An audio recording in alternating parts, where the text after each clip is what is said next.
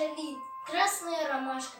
Все ромашки на заре в свете первого луча просыпались в серебре, улыбаясь лепеча. Освежает поутру белоснежную красу, отряхает на ветру серебристую росу. Вечерок, лаская луг, завивал он лепестки.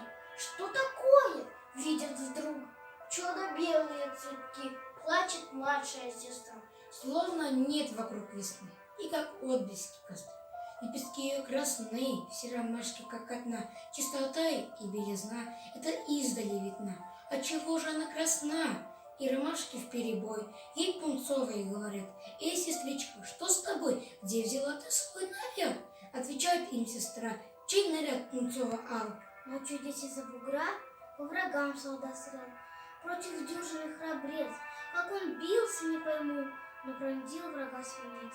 На заре плечо ему кровью хлынула струя, и омылась я в крови, заолела к утру я, как чулпан звезда любви, и теперь в тоске горю, кровью огненной его, выходя встречать зарю без героя моего.